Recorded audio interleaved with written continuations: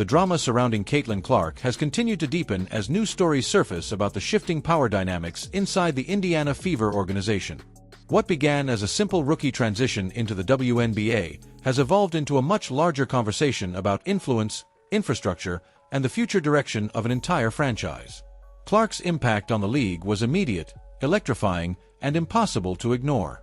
Her deep-range shooting, her fearless drives, and her willingness to pull up from nearly half-court have created a level of excitement the WNBA has not seen in years. But with her rise has also come a growing sense of tension. The physical play she's endured, the shoves, the hard screens, the attempts to intimidate her out of rhythm have become part of the narrative. Opponents do not appreciate the spotlight she brings, the endorsement she earns, or the way she rewrites what the league thought it understood about star power. And now, with new allegations about ownership stepping in to redefine the structure of the franchise, her story has taken another dramatic turn. The unverified reports about Herbert Simon walking into a private meeting and declaring the Indiana Fever to be Caitlyn Clark's team immediately caught the attention of fans. Whether these words were actually spoken or not, the implications shook the basketball world. Simon is not just another owner.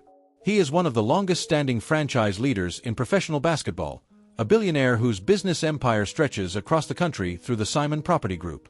His influence has shaped the Pacers for decades, and he has maintained ownership through eras of rebuilding, contention, and transformation. When someone with his history is rumored to have shifted the entire organizational philosophy around a second-year player, it sends a clear message about how significant that player really is. True or not, fans could feel the weight of the discussion. A generational star like Clark does not simply join a franchise. She changes the structure around her. What complicates this rumor even further is the timing. The Fever have undergone an organizational overhaul since drafting Clark, and each move feels like a piece of a larger strategy.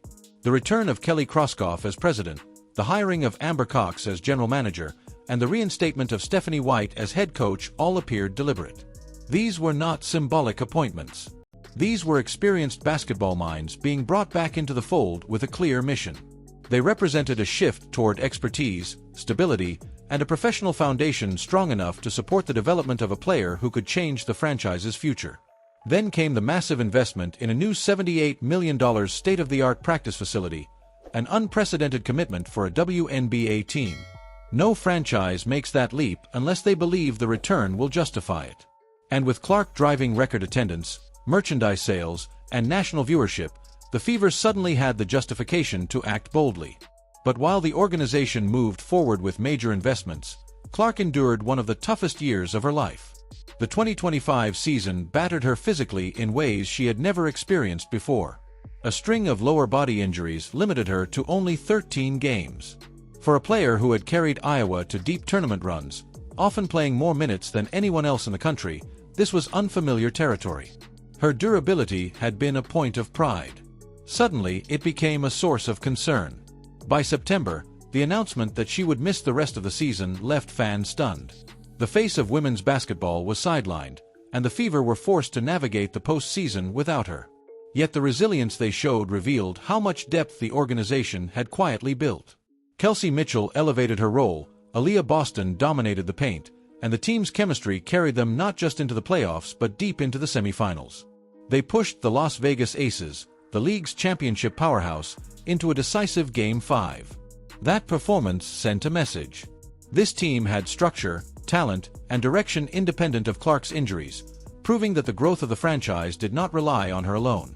Meanwhile, conversations about internal tension between Stephanie White and the front office remained speculative.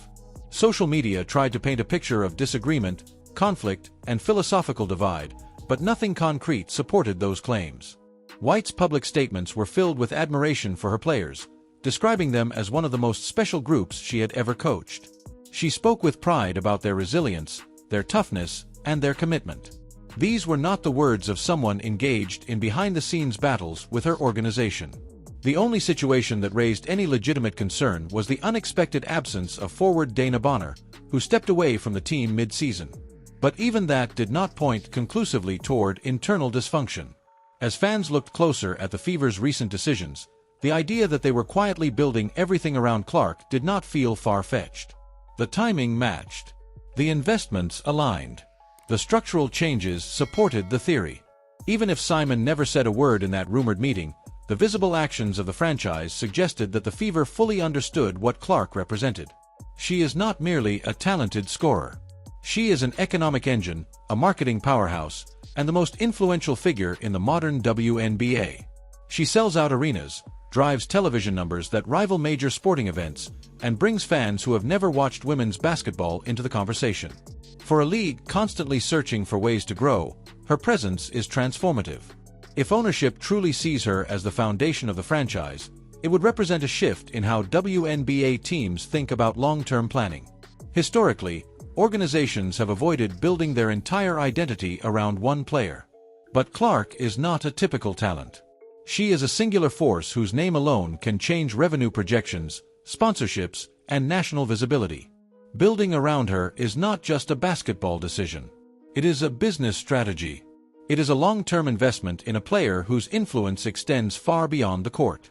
And when a player has that kind of power, organizations adapt accordingly. The Fever's future will depend heavily on how they balance Clark's role with the structure they already have. White's leadership, Boston's dominance, Mitchell's consistency, and the depth surrounding them form a solid core. But the franchise's ceiling will rise or fall based on Clark's health, her development, and the environment they create around her. Whether Simon ever made an official declaration or not, the message is already clear. The Indiana Fever see Caitlyn Clark as the centerpiece of their future, and they are committed to shaping the franchise in a way that maximizes her potential. Now the question shifts to the fans. What would you do if you were in charge? Would you center the entire organization around one player? Would you take the risk, invest the resources, and build the future of the franchise around a single generational talent? Or would you keep the structure more balanced, allowing the coaching staff to manage without external directives? Share your thoughts in the comments below, join the conversation, and if you enjoyed this breakdown, make sure to like the video, subscribe to the channel, and hit the notification bell so you never miss the next deep dive.